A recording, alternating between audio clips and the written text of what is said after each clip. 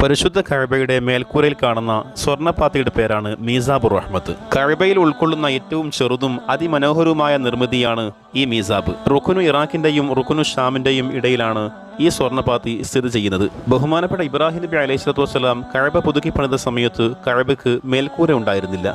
പിൽക്കാലത്ത് ഖുറൈശികൾ പുതുക്കിപ്പണിത സമയത്താണ് കഅബയ്ക്ക് മേൽക്കൂര നിർമ്മിക്കപ്പെടുന്നത്. ഖുറൈശികളാണ് കഅബയ്ക്ക് മീസാബും പണിയുന്നത്.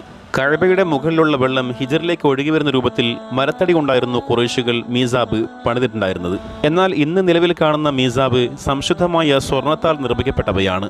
മീസാബിന്റെ മുൻഭാഗത്തായി യാ അല്ലാഹ് ബിസ്മില്ലാഹിർ റഹ്മാനിർ റഹീം എന്ന് ഉല്ലേഖനം ചെയ്തതായി കാണാൻ സാധിക്കും. മക്കി ഷെയ്ഖ് നാസർ എന്ന അതിനിപുണനായ ശില്പിയാണ് ഈ നിർമ്മിതിയുടെ പിന്നിൽ. പിന്നീട് ഫഹദ് രാജാവിന്റെ ഭരണകാലത്തും മീസാബ് പുനർനിർമ്മിക്കപ്പെടുകയായിരുന്നു. ദീർഘചതുരത്തിലുള്ള മീസാബിന്റെ അഗ്രഭാഗത്തു നിന്നും താഴോട്ടേക്ക് പതിക്കുന്ന വെള്ളം വിശുദ്ധമായി വിശ്വാസികൾ കരുതിപ്പോകുന്നു. കാണാൻ അല്ലാഹു ഭാഗ്യം നൽകി.